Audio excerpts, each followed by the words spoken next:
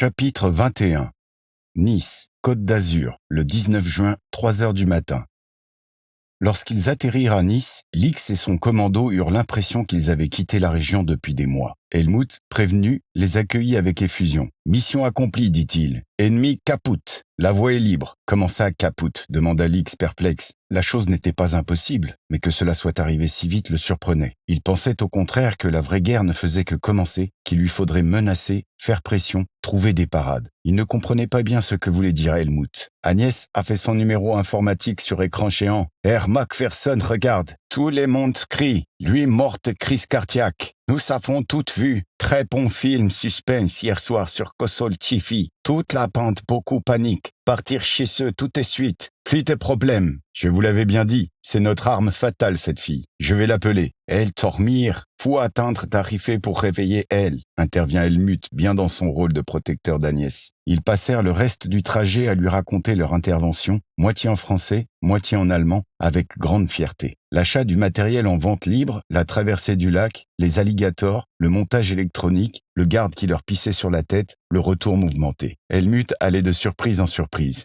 ayant rarement eu l'occasion de parler caserne avec son frère dans le passé. À peine eurent-ils franchi le seuil de leur habitation souterraine qu'Agnès sortit de sa chambre en dérapage contrôlé, les cheveux ébouriffés, mais bien réveillée et décidée à ne pas perdre la moindre parcelle de l'histoire de leur épopée texane. Ils s'exécutèrent de nouveau avec force détail sous ses yeux ébahis. Elle mit les voyageurs au courant du résultat de leur intervention, leur montrant les extraits intéressants de la dernière réunion au sommet de groupe 7. L'effet était d'autant plus saisissant qu'ils connaissaient maintenant les lieux et avaient nettement l'impression d'être dans la pièce à côté, regardant à travers le mur. « Je suis d'accord avec toi, » dit Francis, après avoir visionné 2 fois au ralenti la scène où le chef de cabinet avait soigné son employeur. Fitzpatrick a éliminé Macpherson pour sauver sa peau. « Il faut avoir un sacré sens de l'opportunité pour se livrer à un tel tour de passe-passe devant tout le monde, » commenta Agnès. Même le fils Macpherson n'a rien vu. C'est tellement énorme. C'est vrai que Fitzpatrick n'avait pas le choix. Tu as vu la façon dont Macpherson le regardait? Il était prêt à lui faire porter le chapeau et à le faire abattre. Il n'empêche que c'est un sacré arriviste. J'ai beau me dire que Donovan devenait de plus en plus démentiel, le voir finir comme ça me choque après toutes ces années. Il aurait dû savoir s'arrêter et profiter de ses petits-enfants, de sa merveilleuse demeure de Saint-Thibault et de ses milliards. Il n'avait qu'à pas commencer, rétorqua Agnès sur un ton enfantin. Il t'aurait tué si on lui en avait laissé le temps. Il s'était engagé devant son assemblée à faire sauter le dernier fusible de l'opération Tchernobyl. De qui parlait-il à ton avis? Avoue que la trahison de Fitzpatrick nous rend bien service. Méfiez-vous des femmes, dit Lix en se tournant vers ses hommes. Elles sont très rancunières. Cela dit, garde précieusement ce film. Fitzpatrick pourra nous rendre d'autres petits services à l'occasion. Lix, tu ne changeras donc jamais, dit Agnès sur un ton de reproche. Qui sait? En tout cas, je ne pensais pas que le groupe se disperserait aussi facilement. Parce que tu trouves que cela a été facile? Tu ne sembles pas valoriser le travail qui a été fourni pour en arriver là. Tu es bien comme tous les employeurs. Si c'est réussi, c'était facile. Si c'est raté, c'était de notre faute. Faites excuse, mademoiselle. Votre plan était d'une intelligence et d'une finesse rares. Vous l'avez mené à bien avec un grand sens du drame. Tout de même, ne penses-tu pas qu'ils ont cédé facilement? Je suis surprise que tu vois les choses de cette manière. Tu sembles oublier le fait que nous étions en présence d'un groupe de personnes d'une intelligence supérieure à la moyenne. Ils ont donc rapidement réalisé qu'ensemble ils constituaient une menace les uns pour les autres. Qui te dit qu'ils n'ont pas soupçonné que la mort de Macpherson, qui leur convenait bien, n'était pas naturelle? Dans ce cas, il était normal qu'ils cherchent à quitter au plus vite les lieux du crime supposé. Alors, crois-tu que Groupe 7 ait vraiment cessé d'exister ou qu'il soit seulement en train de s'enfoncer plus profondément dans le secret? Je crois sans hésitation que Groupe 7 sera démantelé en un temps record et que toute collusion pouvant tomber sous le coup de la loi disparaîtra. Cependant, je ne crois pas que nous ayons porté un coup fatal à la fortune de chacun des protagonistes, malgré les mouvements boursiers que j'ai provoqués. Je pense que chaque membre, ayant repris sa liberté, va réussir à profiter de ces mouvements baissiers pour gagner encore des positions, chacun de son côté. Nous avons détruit le cocon, et lorsque la tempête aura passé et que leurs intérêts convergeront de nouveau, ils s'arrangeront pour recommencer. Il faut aller plus loin, je le crains. S'élancer résolument dans le 3e millénaire, participer au nettoyage de la planète, dit Agnès, se remémorant les paroles entendues quelque part. Faire de la politique? Tu me parais prête pour le prochain discours des présidentielles. Sais-tu qu'il est encore temps pour s'inscrire? Non, Lix, sérieusement. J'ai vendu toutes tes actions pétrolières. Sais-tu la somme dont tu disposes? Ne trouves-tu pas qu'il est temps pour toi de tourner la page? Jusqu'à quand vas-tu te venger du monde des affaires? Il me semble que vous êtes au moins à égalité, lui et toi. Tu touches un point sensible. C'est la haine qui m'a toujours fait avancer. Je ne sais pas si je peux fonctionner autrement. Macpherson l'avait très bien compris. Il m'a pris en main au moment où j'étais le plus remonté. J'ai continué sur ma lancée dans cette voie toute tracée. Je me suis transformé en une sorte de maître chanteur planétaire au service du pétrole. Mais il est vrai que je supportais de moins en moins ce rôle. Et le vide créé par la disparition de Macpherson m'a ouvert les yeux. Il me reste la haine, mais l'objectif n'est plus clair. Parfait. Alors pourquoi ne pas la canaliser, cette haine? Demanda Agnès pour le faire réfléchir. À l'autre bout de la grotte principale, les 3 Allemands s'en donnaient à cœur joie. Ils avaient décidé de se baigner dans la cascade pour que Gunther leur montre comment il avait repoussé au couteau les alligators sans que le commandant Lix ne s'en aperçoive. La caserne résonnait de leur rire et de leur jeu viril. Mais moi, je suis fait pour être noyé d'infos.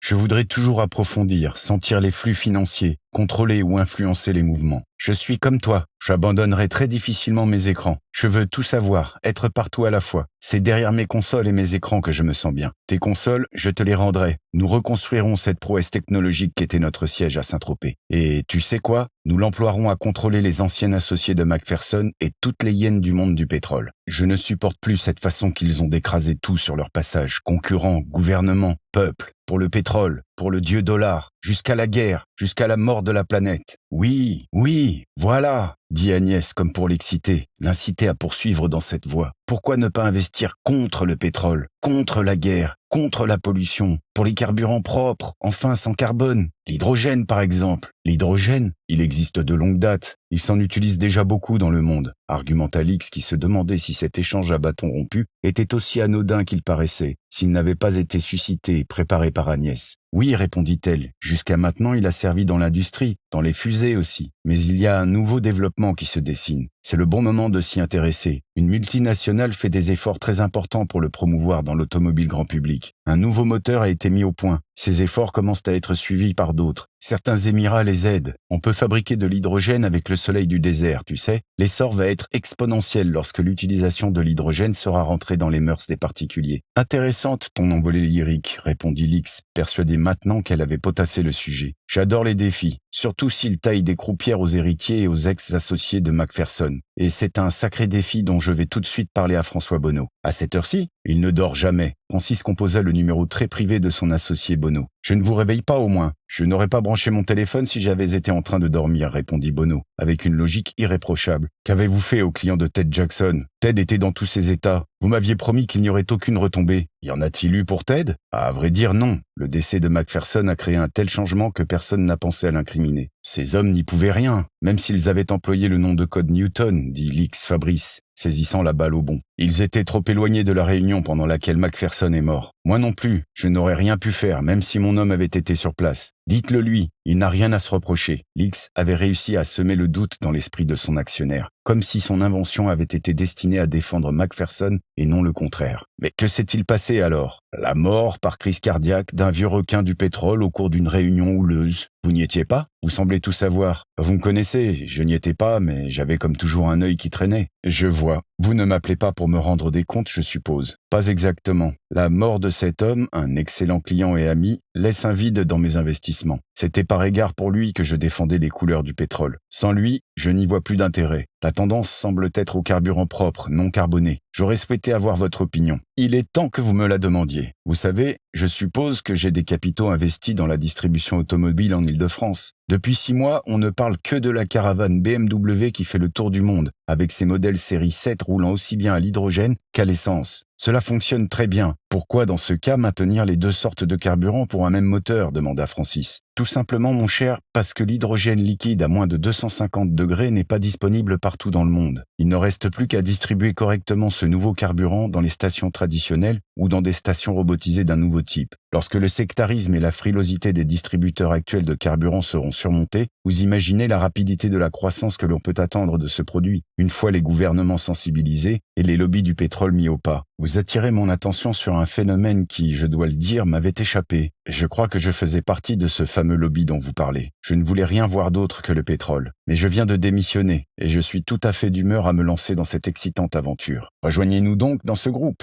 J'en fais partie. Je pourrais vous parrainer. Vous aussi? Mais c'est une cabale. J'en serais honoré, en effet. Je vous rendrai ma réponse dans 1 semaine, le temps de me dégager totalement de mes obligations actuelles. Très bien, j'attends de vos nouvelles. Ai-je répondu à toutes vos attentes? Tout à fait, mon cher François. Je vous en remercie et vous dis à bientôt. Quand revenez-vous à Paris pour vous occuper de nos autres investissements? Demanda Bonneau avec une pointe d'exaspération dans la voix. Il y a à peine 3 semaines que j'ai quitté Paris. Duquesne se débrouille fort bien sans moi et il me tient régulièrement au courant. Ceci dit, pour être précis, j'ai prévu mon retour dans une semaine. Je pense que ma première contribution sera de réorienter Trindex. Les archives de notre société de recherche et développement doivent regorger d'inventions non exploitées. Je dois avouer que bon nombre de mes conseils d'achat à Trindini avaient pour but de retarder l'exploitation des brevets. Pensez-vous que je ne connaissais pas votre penchant pour le pétrole? Que croyez-vous qu'en tant qu'actionnaire j'ai fait pendant toutes ces années? Non, ne me dites pas que vous lui avez donné des conseils de vente de certains de ses brevets. C'est en cela que nous sommes complémentaires, cher ami. J'ai fait, dans l'intérêt de notre société, ce que vos liens avec votre ami Macpherson vous empêchaient de réaliser. Très amusant. Personne n'y a rien vu, parce que je n'ai pas exactement fait vendre des dossiers déjà propriété de Trindex. J'ai agi avant que les achats n'aient lieu. Vous m'étonnerez toujours, François. Plus que vous ne le pensez, mon ami. Autant vous dire que je suis très heureux de vous savoir sorti de votre aventure pétrolière. Vous souvenez-vous du dernier inventeur dont tous les journaux ont parlé? Non, lequel? L'ingénieur de Laure Gauthier que vous avez dû martyriser. Ah, celui-là. J'ai fait lever les sanctions, il ne m'intéresse plus. Oh que si. J'espère que votre nom n'a pas été mentionné. Je connais très bien son employeur actuel, Laure Gauthier. Elle l'a pris sous son aile dès qu'elle a su qu'il était en difficulté. Elle est au mieux avec le ministre de l'Intérieur. Je vous conseille la plus grande circonspection. Enfin, j'ai arrondi les angles. Tout est réglé. Je l'ai fait engager par BMW Group à Munich. Une excellente recrue. Voilà une très bonne nouvelle, dit Lix. Un énorme chat dans la gorge. Décidément, vous avez plusieurs temps d'avance sur moi. Cela prouve au moins une chose dont je suis extrêmement touché. Quoi? Je fais partie de ceux que vous n'espionnez pas. Sinon, je n'aurais pas pu vous prendre de vitesse. Et je ne me permettrai jamais de le faire. J'ai trop d'estime pour vous, François. Moi également, Fabrice. Je dois vous quitter, on m'appelle sur une autre ligne. Au revoir, François, et merci pour la leçon. Francis raccrocha sidéré. Il dut mentalement s'incliner devant la clairvoyance de cet homme qu'il respectait suffisamment pour en avoir fait un actionnaire important de ses sociétés. Il réalisa que, pour sa part, il avait dû vivre avec des œillères pour ne pas s'apercevoir que son associé avait des intérêts divergents des siens et ne lui faisait aucun reproche. Une fois la surprise passée, il se sentit tout ragaillardi. Ce nouveau carburant était une arme redoutable pour mener jusqu'au bout son combat contre l'hydre pétrolière dont il venait de se libérer. S'il voulait que les lobbies du pétrole cessent de dominer le monde, il fallait créer des contre-pouvoirs. Pouvait aussi les monter les uns contre les autres. Tout ce qui pourrait les affaiblir serait bon à entreprendre. Il se frottait déjà les mains d'avance, en pensant aux misères qu'il allait pouvoir leur faire en ajoutant cette nouvelle arme à sa panoplie. Il profita des renseignements donnés par François Bonneau pour fustiger Agnès en faisant semblant d'être fâché. Décidément, je suis le dernier à être informé des nouveautés. Je veux, comme d'habitude, un rapport complet sur le sujet. Je veux toute la liste des sociétés concernées de près ou de loin par l'hydrogène, leurs actionnaires principaux et tous les articles le concernant. Il faut que dans les 3 mois, tous les magazines techniques ne parlent plus que de ça, si ce n'est pas déjà fait. Fouille dans la vie de tous les meilleurs journalistes de ces parutions. Je veux qu'ils me mangent dans la main. Pitié, Francis, je n'ai plus le matériel sophistiqué de la Bastide. Ce que tu me demandes va me prendre au moins 3 jours. 3 jours? Je ne sais pas si je vais pouvoir attendre. Tu te rends compte que j'ai au moins 20 ans de retard sur cette énergie? Pourquoi ne m'en as-tu pas parlé plus tôt? 3 jours entiers? Je ne tiendrai pas le coup, ironisa Lix en faisant mine de se tordre les mains. Je suis sûr que tu te moques de moi. Désolé, Agnès. Je suis tellement content de la tournure des événements et j'ai tant apprécié de faire partie du commando d'intervention à la Stud Farm que je n'arrive pas à garder mon sérieux. Le stage d'entraînement à Calvi m'a transformé. Tu ne peux pas savoir ce que c'est formidable, la plongée de combat. Quoique... Mais oui, pourquoi pas? Ah non, toi, tu as encore une idée derrière la tête, dit Agnès qui commençait à paniquer victime de son imagination. Tu as raison, tu ne peux pas te jeter directement à l'eau. Nous allons d'abord t'organiser un saut en parachute en duo avec Gunther. Si tu passes correctement cette épreuve, la plongée sous-marine te tendra les bras. Mais de jour, et sans les crocodiles. Promis. Helmut! Au secours!